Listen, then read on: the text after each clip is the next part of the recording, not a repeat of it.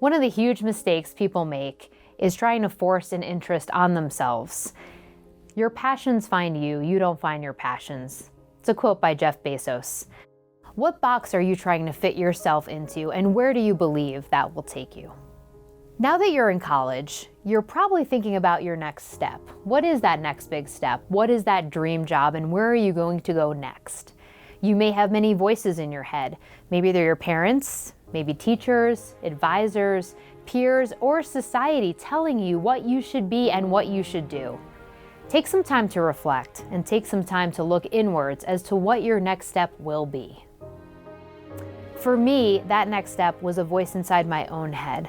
I didn't have parents that told me what I had to do or what school I needed to attend or what I should be. They let me take the path that I wanted to choose.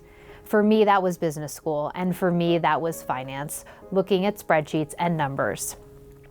So as you think about your passions and as you think about what you need to do, you need to figure out where you want to meet the world and where the world will meet you. And here's how it went for me. In 2005, I joined the Burns School of Real Estate and Construction Management, and I loved this degree, and it ignited my passion.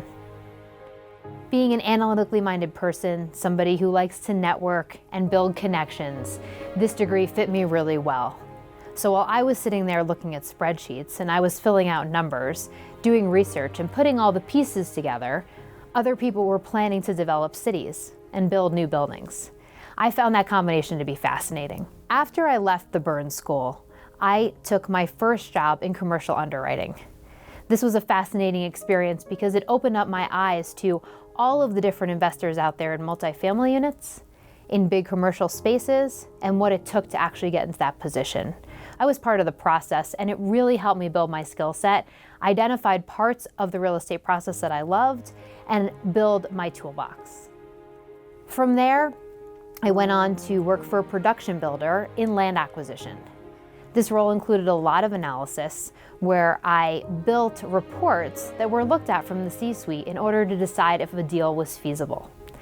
That role also taught me a lot and had me build actual reports to review and present to executive level decision makers in order to decide if they were going to do a deal. It was a ton of pressure, but I really enjoyed the challenge. Afterwards, I became an analyst in affordable housing and market rate multifamily units. This was a whole different angle on being analytical. I was looking at properties that were going to support a community because they were actually going to allow people to live in spaces where they didn't have options to live other places. It was a fascinating role, and I built market plans for developers to look at different individual development opportunities for affordable housing and market rate multifamily units. In that process, I reinstated my broker's license, purchased my own group of real estate investments, and began working with the Envision Advisors. This is a group of like-minded individuals that are real estate investors, brokers, and analysts.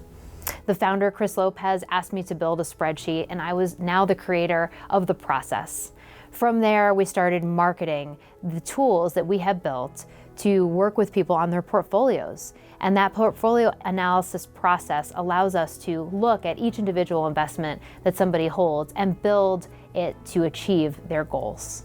It's a very fulfilling role that allows me to be analytical, be an advisor, and create content to market all of this to the community and educate them as real estate investors. It really combines all of my experience and everything that I love to do. My advice to you is to start doing the same. Start asking yourself questions. Start networking early. Acquire as much information as you possibly can as early as you can and build your experience in real estate because there are many facets in this industry. Get your broker's license after you graduate. Start to find educational opportunities and continue your lifelong learning experience after you graduate from college. Once you do that and you're in the field, you'll learn so many lessons, and a lot of those lessons are experiential. You can't learn them without actually going through it yourself. So many people helped me along my way, and so many people provided me with advice. If you're interested, please send me an email and we can have a brief session to answer questions that you have about your real estate career.